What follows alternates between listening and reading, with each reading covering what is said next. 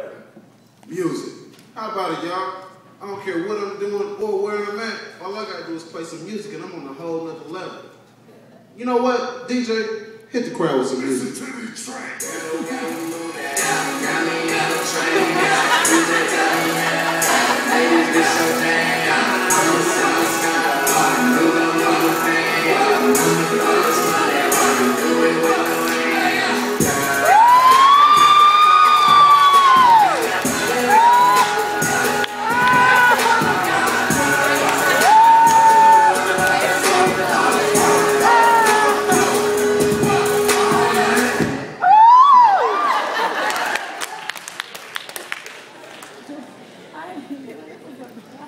So what does rap music have to do with speech and rhetoric anyway?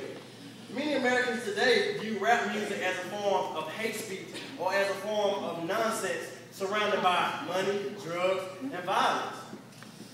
Well, even though rap, crunk, and hip-hop music is a billion-dollar industry spread in the United States from the East Coast to the West Coast and all over the United States and even across seas to Arizona, but Tanzania, Australia, and all across Asia. The rhetoric of rap music has a unique history to the African American culture as a form of musicality, storytelling, and conformist speech or protest. You know what? I feel on that, man. Because many Americans view rap as a startup and occurrence happening way back in the 1980s. Started with Grandmaster Flash, Run DMC, and the Fat Boys. They all came together to bring beats and mainstream music with a whimsical side to it.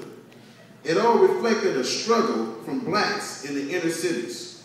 You know what? With that being said, let's take y'all back to some hard times with Run DMC. Hard times. DJ.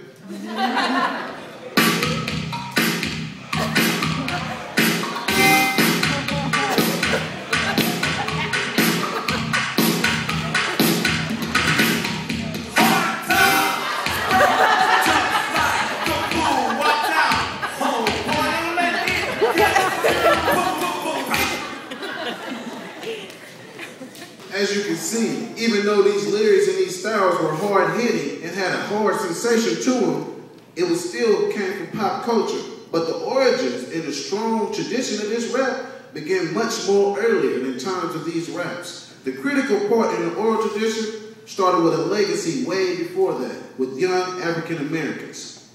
Modern historians would even argue that the Black American storytelling tradition, expressive music, has been the key to survival. It's also been a powerful form of social resistance, expression, and identity development. The evolution of music storytelling reflects the change in the African Americans and its place of American society. The rhythms and rhymes of Africa prior to slavery was a complete art social form.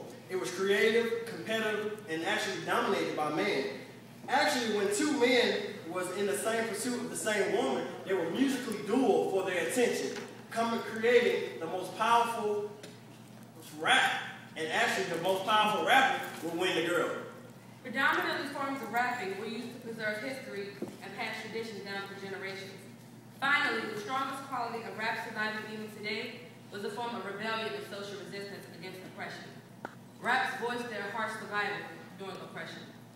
So when you hear people call rap violent or hate rap, they're forgetting the power and history behind musical storytelling, and how it's been used to be birthed and fight their way out of cages of society, such as poverty and abuse. In fact, in Africa, the best poets from every region would meet in one arena, sort of like a hip-hop battle, and they would compete with instant word and rhyme groovers. So the strength of rappers has always required that leaders display exceptional musical skills. They've always been superior storytellers and actors, and they've always been leaders and held high status in their community. You see, rap was created and continues to this day to exist primarily as a young African-American rhetoric of resistance. It is an art form at the core of rhetorical black tradition. You see, enslaved Africans back in the day, they created what was called guerrilla rhetoric to fight against the word, to fight against the whites, to fight against the power. And it kind of encouraged them. It gave them something to listen to, something to look forward to, just to sing and just to be strong. And then it kind of brought them together, like I'm doing with my hands right here. In fact, the whole gangster rebellion style of modern rappers is not some sort of modern rise through violence through music. As early as the 1940s, bebop was created by African American men and women as a resistance to white males. People of this day refer to this music as nonsense, noise, nonconformist, angry. Does it sound familiar to what our parents call our music? In fact, the word bebop was coined in the 1940s by teenagers. It meant fight, or better yet, gang fight. It's hard to believe that 7 years ago, African American musicians made a return for gang fight. So that brings us to today. Knowing the history of rap as a form of social resistance and protest almost makes us feel like we're under ritual today. We aren't really the creative geniuses that we thought we were. You see, the creative geniuses behind hip-hop, crunk, and bebop were those enslaved Africans back in the day. These forms of expression date back all the way to our ancestors. It gave them a voice, a creative way to fight back against an oppressive system. As a group and as a culture of young people, we are the new black poets of today. Only we can claim the art of persuasion and rebellion through the unduplicated and unique art of rap. So when older adults tell you to turn down that noise, you can remind them that this is our music and our form of art. It is something that we grew up on, and it is our style of living. Thank you.